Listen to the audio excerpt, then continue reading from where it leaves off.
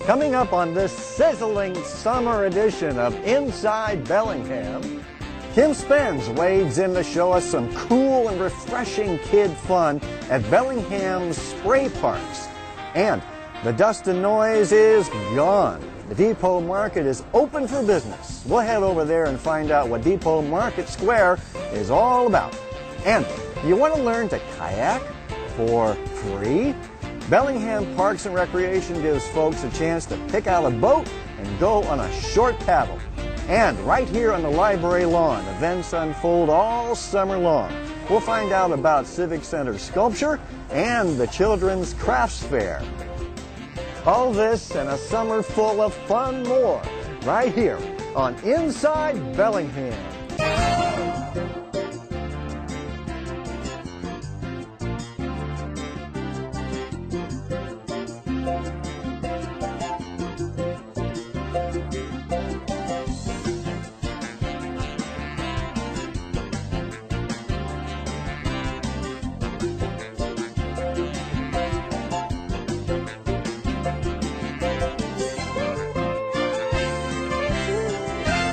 Hi, and welcome to Inside Bellingham. I'm Doug Waldo. Today, we're at the Bellingham Civic Center. Located here is our stately 1939 City Hall, the main library, and the Whatcom County Courthouse, all within an easy amble from each other. Just down the street is the police department and Bellingham's municipal court. And gently winding its way through the Civic Center complex is the shaded and serene Whatcom Creek. As you wander through the Civic Center, you'll see a number of interesting sculptural pieces. Now, some are quite large and stand out boldly against the architecture, and others are tucked quietly into the landscaping. So, who makes these wonderful, playful art pieces, and why are they here at the Civic Center? To get the answer, we spoke with Bellingham Arts Commissioner Denise Snyder.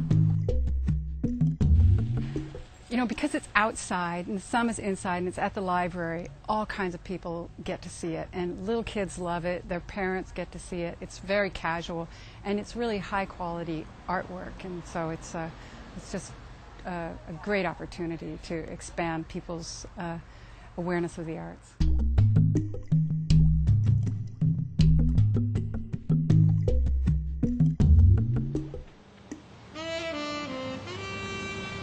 Piece I've always wanted to do, you know, and I've worked at it for a couple years and finally tried it.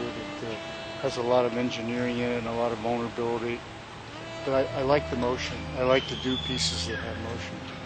So that's what it is, the anomaly.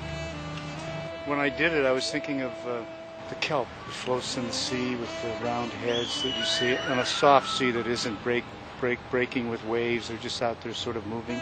In the wind, this will move too. It just moves gradually and it's counterbalanced at the bottom, so it'll come back to the vertical. Hopefully. You know, in a heavy wind, it might be making a lot of noise. It'll sound like a wind chime. But I use lots of different materials. That's bronze, aluminum, brass wire, soft steel from a recycle yard where I live. And then the glass floats actually come from the sea. They drifted over from Japan, you know, to our shore.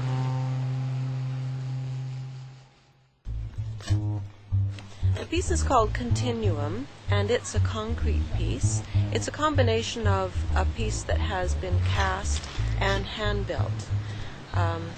It's an abstract work, and it combines soft, curvy shapes and hard angles, right angles. I think of it as a kind of a combination of masculine and feminine energy and forms. It's a theme I've been working on for a few years now, and this one called Continuum is one of four that are sort of a suite of concrete pieces made of cast and hand-built concrete. So I'm playing with the idea of the plinth and the sculptural form being all one piece. I'm also a painter, and so I'm almost thinking of these sculptures as three-dimensional paintings in a way. What we really look for is that the work is very well made, that it can withstand the elements, and that it's safe. Because since it's so much in the arena of especially kids, we want to make sure that they don't get hurt, and that it's also really interesting and beautiful for them. If you have a question about city services or policies, you can send that question to us in an email at btv10@cob.org. Did you know that the August edition of Outside magazine named Bellingham the best place in the entire United States of America for paddling? It's true. And you can try your hand at paddling the waters of Whatcom County. Several local businesses offer kayaking lessons and rentals, as does the Western Washington University Outdoor Center. The Bellingham Parks and Recreation Department frequently offers kayaking workshops, day trips, and even overnight adventures. Now, we thought it would be interesting to take a look at one of their workshops over at Bloedel Donovan Park at beautiful Lake Whatcom. Well, the idea of this little workshop is that it's for beginners and people that may need some adaptation. They're a little unsure about kayaking and don't know if it's right for them, and we can help them try it out for a half hour, and just see what it's like. Well, we've been kayaking before but aren't sure what we're doing, so we saw the notice about this class since we wanted to learn how to do kayaking right. It's really fun because it's free and it gives us a chance to explore our waters and to explore different ways to play. We're such a robust city with so many things that we can do. It's fun to take advantage of this. This is going to be our first lesson ever. We've just been making it up as we go. So it'll be good to have some instruction. I want to kayak around the San Juan. So I'd love to do it with my husband and our kids and all of us. See if I take a camping kayaking trip. That's my goal. Perfect. And then when you're out in a little deeper water, remember to flip your rudder down. Yep. But mostly it's people that have never tried it, never really had the opportunity, and and we also get a lot of folks with disabilities coming down. That's kind of one of the focuses is folks with disabilities or folks that have traditionally not had the opportunity to try it before. I would say anybody with a lower extremity disability it's ideal for, just because your legs are less important when they're inside the kayak to the kayaking experience. It's a lot more focused on upper body mechanics. But it's also really good for people that have balance issues or might have some back issues like sore back, because kayaks have great seats in them that are very supportive and they're pretty comfortable to sit in, especially the big tandems that we use. Like to go out there. I have a disability. I can't use my legs, so when I'm in a boat, I'm completely on equal terms with everybody else in the group. Very little energy can go really well on especially a flat, calm lake like this. It's real kind of zen-like in the motion of just very easily moving in a straight line across the water. It's kind of what kayaking's all about in my mind, is just getting out and feeling the water and feeling the natural environment and being quiet and kind of being more a part of the environment overall. For more information about opportunities to paddle, check the city's Leisure Guide, your guide to recreation and educational opportunities in Bellingham.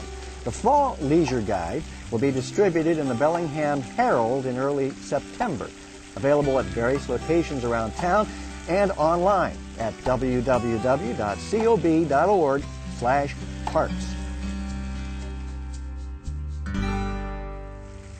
According to the results of a recent survey, most Bellinghamsters enjoy a high quality of life and are optimistic that the city is headed in the right direction.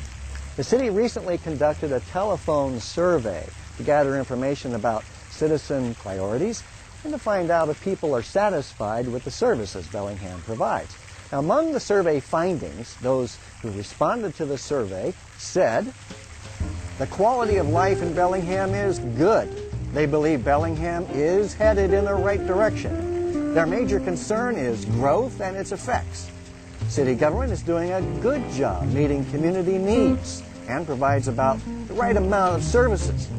They want to be informed and involved in city business, and they receive information about city government from many different places, including right here on BTV10.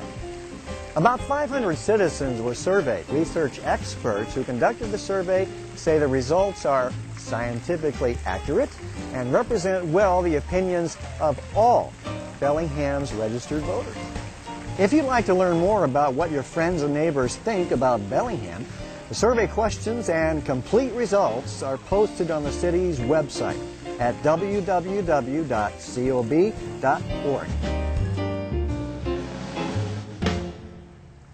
On a hot summer day, there is nothing more refreshing than cool water. In Bellingham, that might mean running through a sprinkler in the backyard, wading in Watcombe Creek, or swimming in Lake Haddon.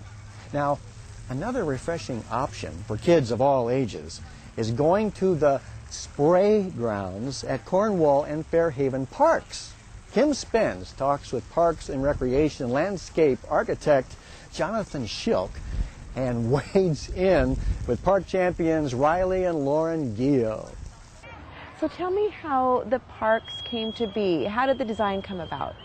There were existing wading pools where the spray parks now sit were beyond their service life and they needed to be replaced. And so it was an opportunity to put in a more flexible play opportunity for the public. Were kids involved in the design process? Yes, we had 2 public meetings during the design process, and the public was invited to come and look at the plans and comment, and some people made comments and we did make some changes. What are the benefits of the spray park, especially as compared with the wading pool? You don't need a lifeguard to watch over the play, so that's a cost savings. It's open-ended play. A much wider range of children can use the spray park, and from a maintenance standpoint, it's cheaper for the city to run the spray park than the old wading pools were. What do you observe here that was surprising or delightful to you? The kids have a really interesting way of using it. They play in the park in ways that I never imagined that they would. They like to sit on the drain and create a pool. They like to sit on the sprays. So we weren't expecting that. They are what you make them.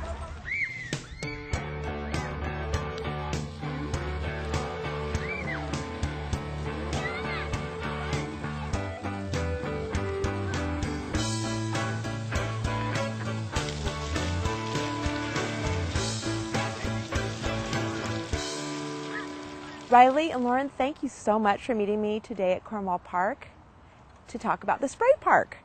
So tell me about the spray park. What happens here? You push the button and then all the little jets of water will shoot out. And sometimes the ones that go like this, sometimes they're smaller and they get bigger and bigger and bigger and bigger and bigger until you can basically run under them. Certain fountains do certain things, and so yeah, there is a fountain like Lauren explained, and there's fountains that make loops, and fountains that spray mist, and fountains that just spray like a geyser of water. Describe, Lauren, some of the things you like to do in those geysers and such. Well, you can sit on them, and then you can run away, and then they'll go super high, and then you can stomp on them and sit on the drain and clog it.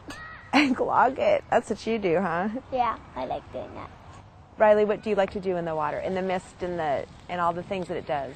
Basically run through it quickly, because it is cold. What I love about it is that you can take friends with you and run around in the water with them. What about you, Riley? It's also fun because there's so many different variations of water. And it's also a great spot to have a picnic after you're done. That's a good idea. So after you're done getting all wet, a picnic? Mm-hmm. How much fun is this place? Real fun. I describe it as real fun too. If we were giving numbers, 10, 9, or 1, I'd definitely give it a 10. So who can resist this kind of fun on a lazy summer day? It's free, safe, and a real blast for kids of all ages. At a picnic, and it's a great family outing. So if you're looking for something a little different to share with the kids, come splash around at one of Bellingham's spray grounds. For more information about opportunities and events with Parks and Recreation, contact the department at 676-6985 or visit the website at www.cob.org/parks. Depot Market Square was originally slated to be just a couple of covered sheds, but when a group of energetic citizens got involved, they helped change the project from a modest home for the farmers market into a true community gathering place. Along the way, there were a number of other design improvements to make the site multi-purpose and save money and energy. Dan Lenacek gets the inside scoop from project engineer Raven White-Wolf. Here we are, Raven. Did you ever have any doubts that we'd be standing in this completed Depot Market Square structure? Oh, Dan, it's been a long and bumpy road, but I'm glad we're finally here. Sure, there were some hitches that we had to get through, but I think it made for a better project in the end, don't you think? Oh, absolutely. One of the major components in this structure is steel. And can you tell us a little bit about what makes it special here? The steel is actually recycled from the Skagit River Bridge. The contractor in Mount Vernon that was hired to demolish that old structure when the new one was in place offered the steel to our committee and said, hey, would you like to use this to build your project? And we looked at it structurally and architecturally and said, yeah, this would do an amazing thing to not only embrace the history of an old bridge and combine that with the history of an old train depot, but architecturally the rivets and the arches are throughout the project, in the main building all the way through, and all the longitudinal beams of the sheds themselves are made of that steel. Well, I really want to ask you about environmental and energy efficiency, sensitivity, that type of thing. Could you talk to that? Green design or ways to be environmentally sensitive was always something that we wanted to address. And there's several things in the building. The garage doors that all open have a 40-inch opaque bottom to them, so that when the garage doors are open, they create a shade, essentially, to provide extra shading in the building. A lot of the windows in this building are open and closed naturally, depending on the weather and the air conditions in the building. So it's naturally ventilated instead of having an expensive forced air circulation type of system. The paint colors for the site are all been determined to be low heat generating. That's why we have a lighter color roof, for example. My understanding is that patrons are really excited about those bathrooms. Mike Finger told me about that. Oh yes, we have low flush toilets, low water usage sinks, the kind that turn automatically off, so things like that. I'm looking out the door here, Raven. I'm looking at that shed out there, and it doesn't seem level to my eye. I was wondering if we could go out there and you could explain what's going on there. Is it an optical illusion? And maybe point out a few things in the courtyard as well. Yeah, let's go do that. The reason why the sheds don't appear level is the ground slopes down, and they wanted to keep the intimate feeling of the market. So we didn't want to have one side be level about 8 feet, and then as it went up the hill, it would have been 11 feet or something in that regard. And so to make them even with the ground just provided that intimate feel that the farmers wanted. Another thing that we did is the roof panels have a transparent side and an opaque side. This allows the vegetables in the vending space to be shaded, but still allows a lot of natural light into the area. Something that we also did for the evening lighting was we have the lights actually facing up on the ceiling instead of facing down, so it doesn't flood whomever is in the space, but instead provides a very natural glow. We did some other things with the lighting in the square over there. Would you like to take a look at that? I'd love to see it. Great. These lights have to look great at night, Raven. They do, Dan. You know, I was here a couple of weeks ago for our grand opening, and it was just so warm and inviting. It really has that European flair that we were talking about before. You know, these lights are strewn all over the courtyard. Can you tell me how they came to be? Was it part of the original design? Well, the street lights kind of were part of the original design, but when we saw this as a gathering space, we realized we really needed to provide some light to the center, and we couldn't get that any other way besides stringing them from the buildings like this or putting ugly poles in the middle of this pretty square. So I think this was a good compromise. I have to agree. And beneath us, there's something special going on here as well. It is. This is actually previous pavers where we're treating the stormwater from the parking lot before it enters the city storm system. So it's actually filtering through a layer of sand, and it makes the water come out clean. How about other things that you've done as far as environmental sensitivity issues go? We have some other stormwater treatments happening on the other side of the building. Would you like to see that? Let's go.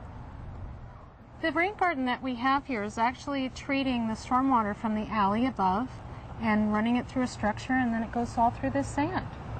Another thing that you could see here is that the rain garden has also been made into a gathering place. The benches that are here just make it a really nice place to gather. When I was here for the Depot Market grand opening, the front of the building was just packed with people. They gravitated to this area. They're all over the place. This plaza area here, Dan, is a perfect example of how to turn something that was a challenge into an opportunity. We had to cut some funds back on the project because it looked like it was going over budget. So we trimmed 20 feet off the building and we took it off of the front, opening up this whole area for communities to gather. Like you said, on a Saturday, it is just packed with people. What a success story. Undoubtedly a shining example about how private, city, county, and state can come together to build a Depot Market Square. Yeah, Dan, it's been great sharing some of the details that went into the project with you today.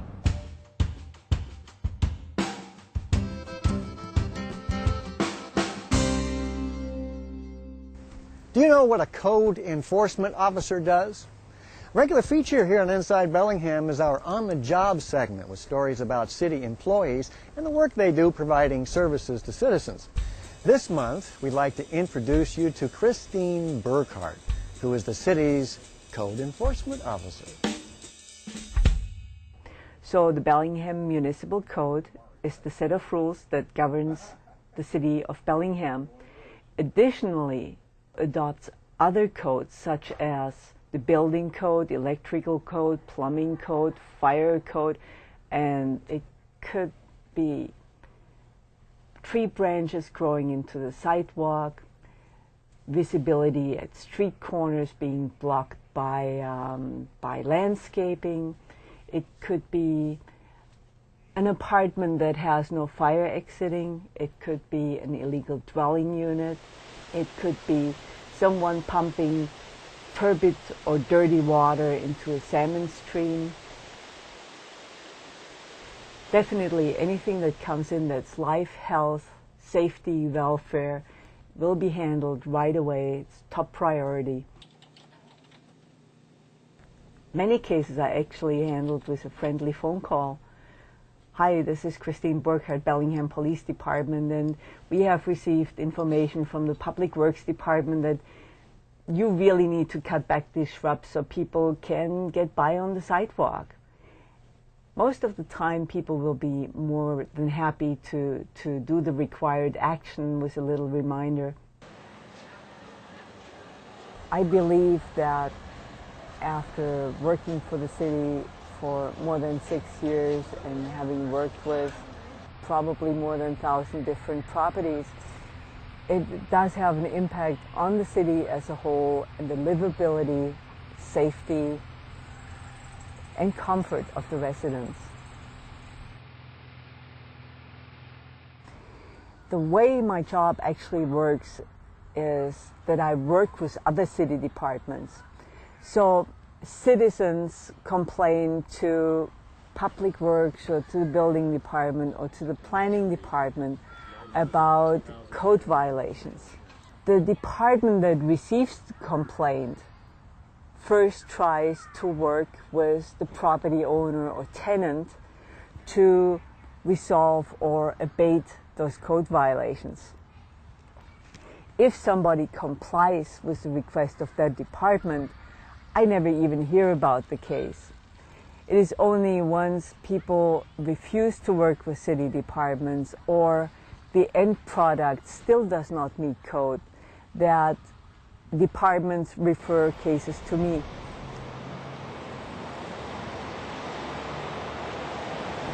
Bellingham definitely is an interesting place. It is a very vibrant, growing city Of course, this growth brings its own problems with it, but I believe that the presence of the harbor, the university, the colleges, which bring all these neat bookstores and restaurants into a city, it's a fabulous place to live.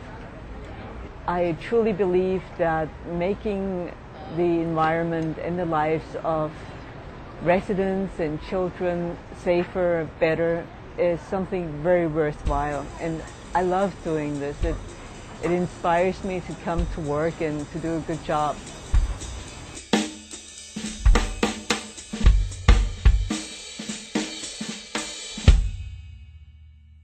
The Bellingham Public Library recently hosted dozens of entrepreneurs right here on the library lawn. No, it wasn't the Chamber of Commerce event. It was the 38th Annual Children's Craft Fair. Bellingham youth are invited for a day every summer to sell their handcrafted wares. Beadwork, homemade soap, popcorn balls, earrings, candles, and all for under $3. Colorful sun umbrellas, decorated booths, and live music added to the festivities. Do I have fun at this? Yes, I have a blast.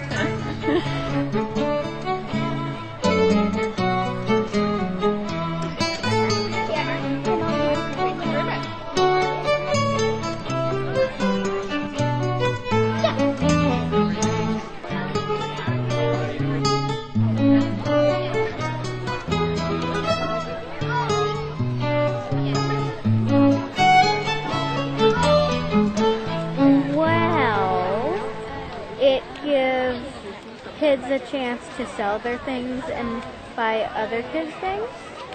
Yes. I bought a bar of soap that has a little toy animal. Yeah, and I bought something too. What'd you buy? A model airplane. Oh, that's cool. These are all crafts that they've made themselves. Some of them are from more purchased materials. Some are, the whole thing is found objects and their creativity, or a pen and our crayons and pieces of paper. These are ghost lollipops, these are fans, these are picture frames. Actually, we got the idea from Costa Rica. We went to Costa Rica and they had clam shells, and so we just thought we could do it with oyster shells. It's a plant. They've created a booth, often with a parent's help, and they are doing all the transactions. Every item has to be $3 or under, and they get to keep all the money they make. Well, we hope so. Not rich, but... Well, these two are dogs, and polar bears are really fuzzy, and I like them. Huh, you've got quite a business going. What are you saving up for? I don't know yet. Probably going to college or saving for a car. Kids, start right now, and by next summer you'll have made enough crafts to sell to finance most of your college education. For more information, visit the library website at www.bellinghampubliclibrary.org. We hope you've enjoyed this sizzling summer edition of Inside Bellingham. It'll air several times throughout the week. You can find out when by checking the BTV10 schedule on our website or by looking in Saturday's Bellingham Herald newspaper. If you have feedback or ideas, we'd like to hear from you. You can reach us through our website or directly via email. We've had some hot weather this summer and we might get some more, so get outside and play. But make sure you drink plenty of water and stay cool. I'm Doug Waldo. For all of us here at the City of Bellingham, enjoy your summer, and thanks for watching.